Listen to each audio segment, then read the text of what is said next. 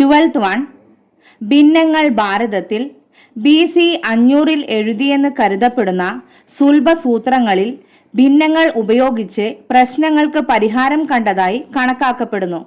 ഈജിപ്തിൽ BC 3000 മുതൽ തന്നെ ഭിന്നങ്ങൾ ഉപയോഗിച്ചിരുന്നെങ്കിലും അംശം 1 ഭിന്നങ്ങൾ മാത്രമാണ് കൈകാര്യം ചെയ്തിരുന്നത്. ഭാരതത്തിൽ എല്ലാത്തരം ഭിന്നങ്ങളും ഉപയോഗിച്ചിരുന്നു.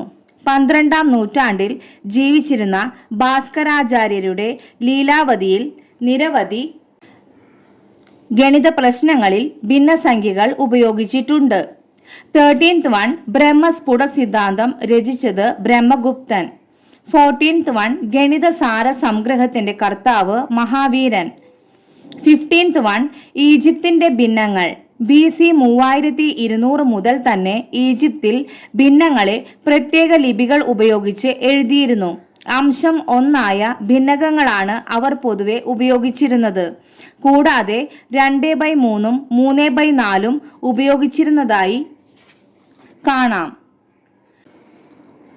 ഭിന്നസംഖ്യകളുടെ ചിഹ്നങ്ങൾ. ഭിന്നസംഖ്യകളും അവയുടെ ചിഹ്നങ്ങളും തന്നിട്ടുണ്ട്, അതൊന്ന് മനസ്സിലാക്കി വെക്കുക. 16th one, ഫെറ്റ്. അമേരിക്കയിലെ കൊളറാഡോ യൂണിവേഴ്സിറ്റിയുടെ ഒരു സംരംഭമാണ് ഫെറ്റ്. ശാസ്ത്ര പഠനം ഏറെ രസകരമാക്കാനുള്ള അനേകം സിമുലേഷനുകൾ ഉൾക്കൊള്ളിച്ചിരിക്കുന്ന സ്വതന്ത്ര സോഫ്റ്റ്വെയർ ആണിത്. ഇന്റർനെറ്റ് സൗകര്യമില്ലാതെയും ഇത് പ്രവർത്തിപ്പിക്കാവുന്നതാണ്. 17th one, നാട്ടുഭാഷ.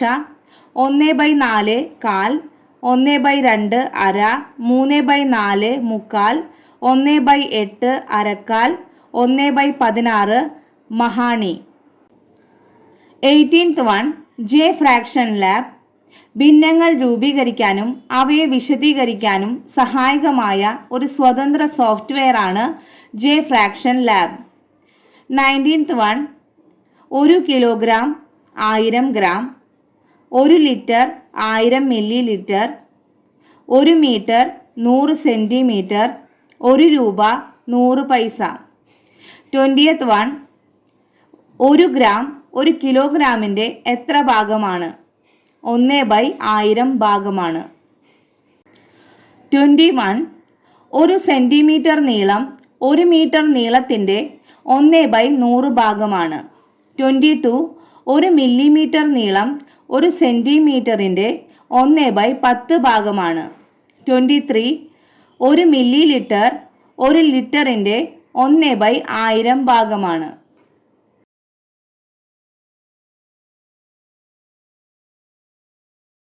ഇനി നമുക്ക് സെക്കൻഡ് പ്രീവിയസ് ക്വസ്റ്റ്യൻ നോക്കാം. 11/12, 31/33, 21/23, 27/29 എന്നീ 4 ഭിന്നസംഖ്യകളെ ആരോഹണ ക്രമത്തിൽ ക്രമീകരിച്ചാൽ കിട്ടുന്നത്. ആരോഹണ ക്രമം എന്ന് പറയുന്നത് അസെൻഡിങ് ഓർഡർ ആണ്, അതായത് ചെറുതിൽ നിന്ന് വലുതിലേക്ക്.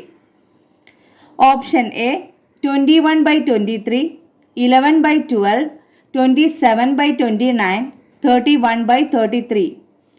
Option B 11/12, 21/23, 27/29, 31/33.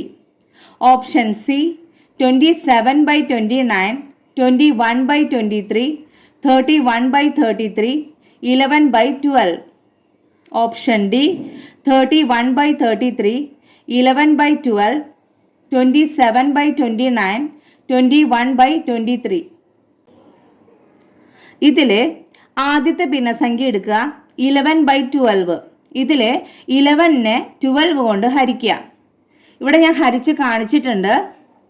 അപ്പം നമുക്ക് ആൻസർ കിട്ടും 0.916. ഇതുപോലെ എല്ലാ ഭിന്നസംഖ്യകളും ചെയ്യാം. അപ്പോൾ 11/12ൻ്റെ ആൻസർ കിട്ടി 0.916. 31/33യുടെ ആൻസർ 0.939. 21/23യുടെ 0.913. 27/29 0.931 എന്നിങ്ങനെ ആൻസർ കിട്ടി. ഇനി ഇതിനെ നമുക്ക് ചെറുതിൽ നിന്ന് വലുതിലേക്ക് നമ്മൾ മാറ്റി എഴുതണം, ഓർഡറിൽ എഴുതണം. അപ്പോൾ അതിലെ ഫസ്റ്റ് 0.916. ഇവിടെ 0.913. ചെറുതിൽ നിന്ന് വലുതിലേക്ക് ആയ കാരണം ആദ്യം ഈ നമ്പറാണ് വരിക, 0.913. അത് കഴിഞ്ഞിട്ട് 0.916. അതിനുശേഷം ഇവിടെ 0.939 ഉണ്ട്, പിന്നെ ഇവിടെ 0.931 ഉണ്ട്. അപ്പം ഇത് 39 ആണ്, ഇത് 31 ആണ്. അപ്പം ഇതാണ് ചെറുത്. അപ്പം നെക്സ്റ്റ് വരാം 0.931 ആണ്.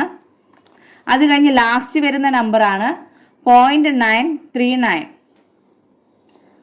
അപ്പം ഇതുപോലെ നമ്മൾ ആരോഹണ ക്രമത്തിൽ എഴുതി. 21/23 വരുന്നത് 0.913, 11/12 വരുന്നത് 0.916, 27/29 വരുന്നത് 0.931, 31/33 വരുന്നത് 0.939. ചെറുതിൽ നിന്ന് വലുതിലേക്ക്. അപ്പോൾ 0.913, 0.916, 0.931, 0.939. അപ്പം നമുക്ക് ഇതിൽ 21/23 ഫസ്റ്റ് വരുന്ന ഓപ്ഷൻ നോക്കാം. ഇതിൽ 21/23 വരുന്നത് ഈ ഓപ്ഷൻ എ തന്നെയുള്ളൂ ഫസ്റ്റ് വരുന്നത്. അപ്പം നമുക്ക് ചെക്ക് ചെയ്യാം ഈ ആൻസർ തന്നെയാണോ എന്ന്. അപ്പോൾ first 21/23, next 11/12, next 27/29, 31/33. Option A ആണ് ആൻസർ.